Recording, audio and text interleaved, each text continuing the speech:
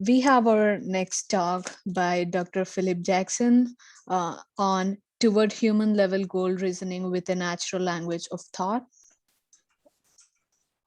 Dr. Jackson. Okay, Yep. let's see. I think I've got it right here. Can you see my slides? Not yet. Yes. Can you see them now? Yes. Okay. The goal for my talk about goal reasoning is to persuade you that human level AI systems should use a natural language of thought to achieve human level goal reasoning. So to hopefully achieve this goal, I'll talk about what is human level intelligence, what would be human level AI, what is a human level goal, and what would be human level goal reasoning, the role of natural language in human level goal reasoning, what are the major options for AI to understand natural language and for achieving human level AI, what would be a natural language of thought in an AI system, and how could a natural language of thought support human level AI and HL goal reasoning, and why is symbolic logic not sufficient? So defining human level intelligence has been a challenge for AI.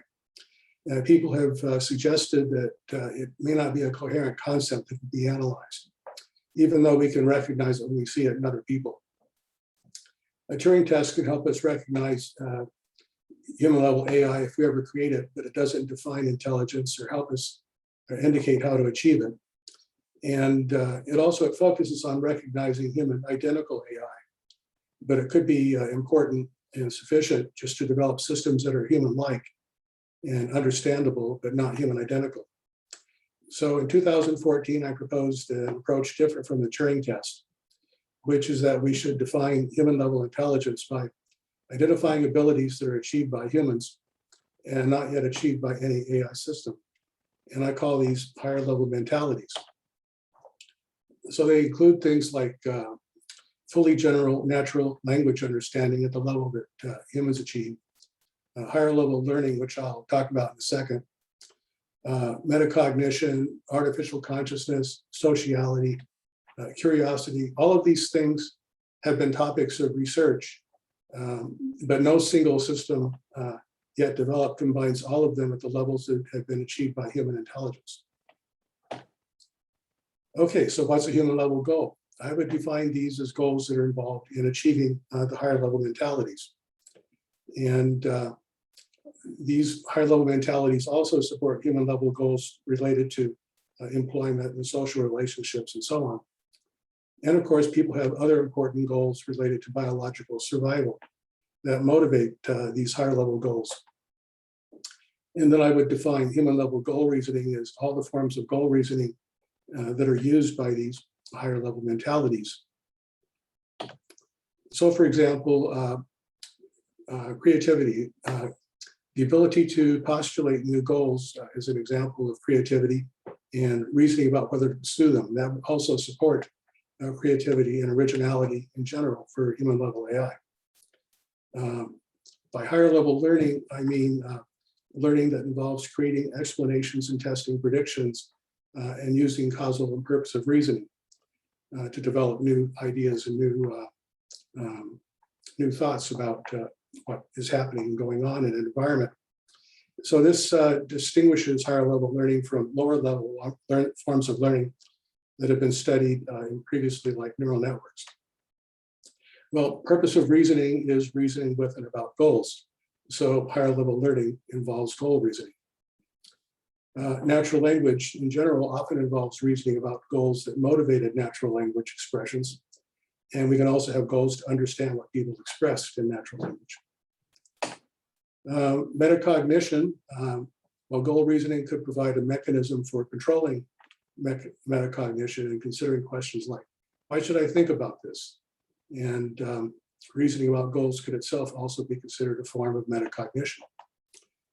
And goal reasoning likewise could provide a control mechanism for imagination and considering questions like, why should I imagine this?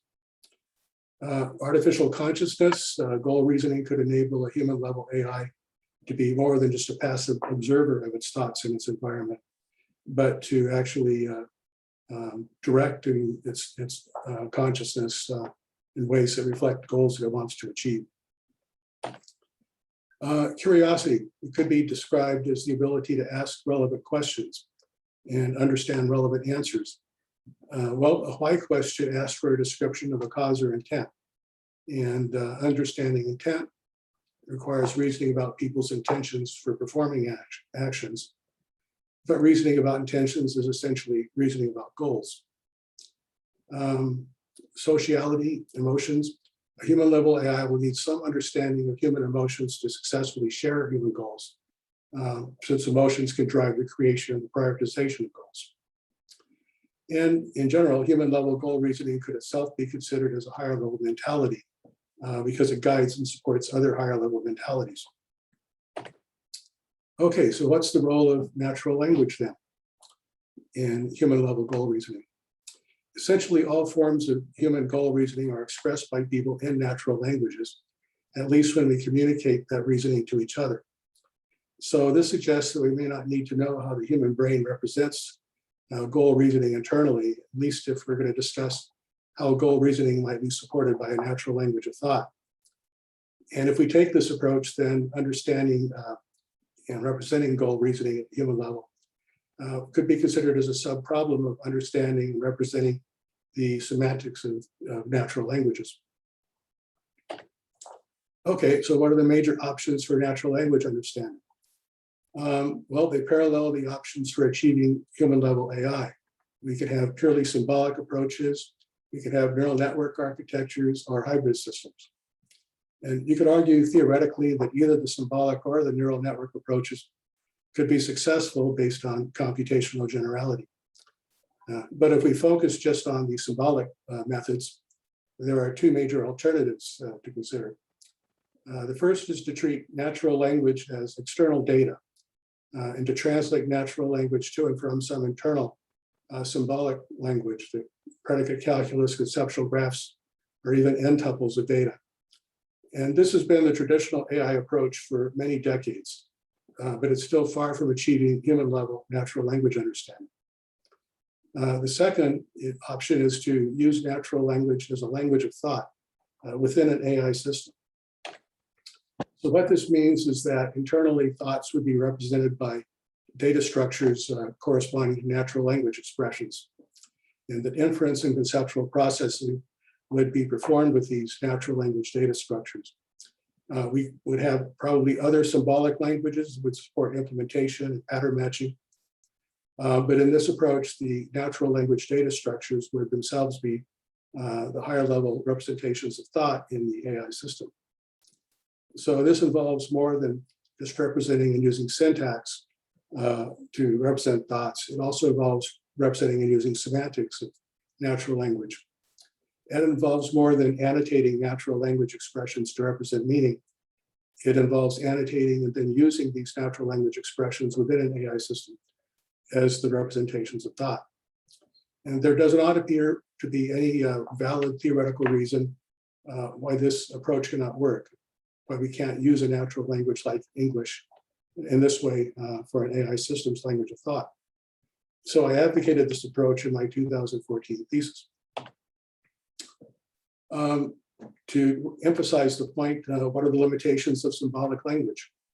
In principle, anything that we can express in formal logic can be translated into equivalent expressions in natural language. But natural language can express ideas and concepts much more flexibly than formal logic. In natural language, we can express thoughts about what you think or think other people think, about irrational or self-contradictory situations, about emotions, and so on. And natural language allows us to express thoughts without having to be precise about everything at once.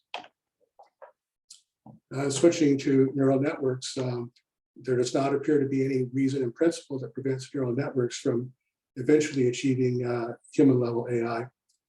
But such networks will be extremely complex and may not be feasible at any time soon. And these networks would also be effectively a black box.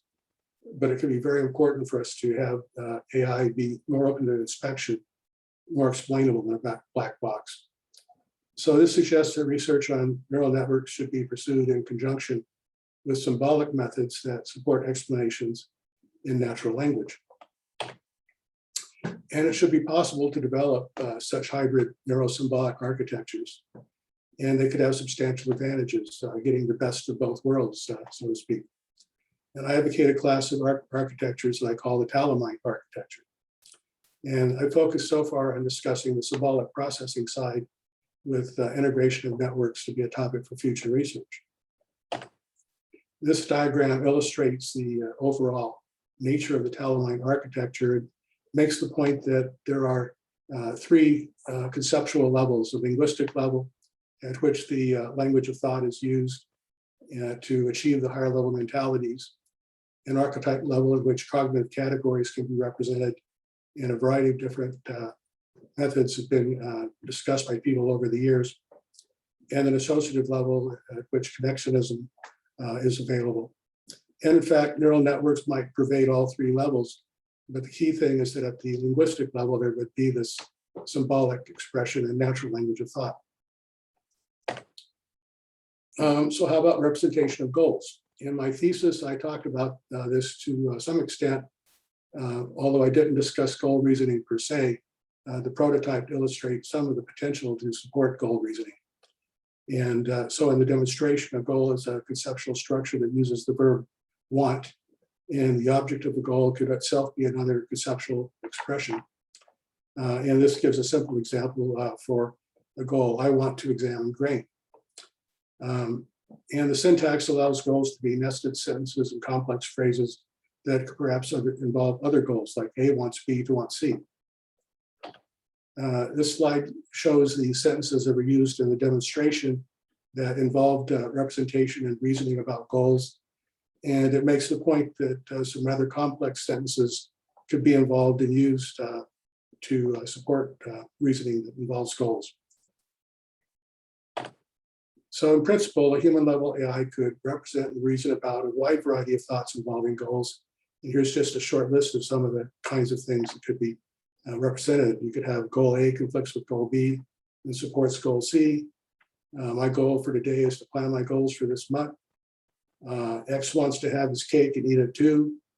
Is it realistic to imagine ways to achieve goal C? And so on. In theory, any goal reasoning thoughts that humans can express in natural language would be possible for a system to represent in a natural language of thought. So this could provide a foundation to achieve human level goal reasoning and support human level AI. But there's a limitation that should be kept in mind. Syntax is not quite the same as semantics, especially when that involves subjective concepts like emotions. So for example, an AI system could represent and process the sentence, my goal is for John to be happy, but to understand that sentence would be limited by the extent to which the system could understand human happiness. Now, this limitation affects all AI systems, not just systems that follow the Talamite approach. It's not specific to the use of the language of thought. It applies to formal logic and in general to representation of thoughts in AI systems. So a human level AI will need some understanding of human emotions and human values to successfully share human goals. And within an AI system, a representation of emotions can help guide choices and goals. So these are all topics for future research, and there's some discussion in my 2019 book. So the hard truth, to summarize, is that symbolic logic handicaps achieving human level AI. A natural language of thought would be ideal for human level goal reasoning and to eventually achieve HLAI, but no approach to HLAI will be easy. The Talamite approach is a neurosymbolic architecture for HLAI. That's the direction that would integrate processing at these three levels. And there's much more work needed to achieve human level AI, including human level goal reasoning. So I looked for a quote that could sort of summarize the situation. I found this one: better by far to embrace the hard truth than a reassuring fable. If we crave some cosmic purpose, let us find ourselves a worthy goal. So with that, I'd be glad to try and answer some questions. Thanks, Dr. Jackson. Thank you for your presentation. And I have a question from Dr. Dustin Dananer. And a thought is term that isn't always concretely defined. Can you elaborate on what a thought is and why AI systems would have a reason to have them? Are there, yeah. Well, I mean, thoughts can be, there are a wide variety of thoughts, but in this approach, any natural language sentence could be a thought. And so there's anything you can express in natural language would be a thought internally within the system, if I understand your question. Mm-hmm. And there is another part to this question. So are there AI systems today that have thoughts in the way you understand them? Well, I created a prototype to illustrate this approach, and you could say that to the extent that that prototype works, it had thoughts. Of course, it's very limited. It was very it wasn't robust. It was actually very predictable and linear in some sense. So it's not a robust system. It's not a real system, but it indicates the direction for research. But there's a lot more to do. Right. Mm-hmm. Sure. You're muted, Dustin. Oh, thank you. Yeah, I wanted to say, yeah, thanks, Phil. Would you say that just whatever the agent kind of believes to be true in the world, or what they want to be true in the world, that's what a thought would constitute? Well, more than that. I mean, it doesn't necessarily, okay, think about your own thoughts. And especially think about the thoughts that you hear in your head when you talk to yourself. People engage in self-thought, and to some extent we can hear our own thoughts. Quite often those thoughts are about things happening in the outside world. Quite often those thoughts are self-referential. What do I want to do next, or how should I solve some problem, or whatever. So there's no limit to what we can think about, and it doesn't necessarily involve what exists right now in the real world. We can think about how to travel to a star someplace. So there's a wide variety of possible thoughts we can have. Thanks.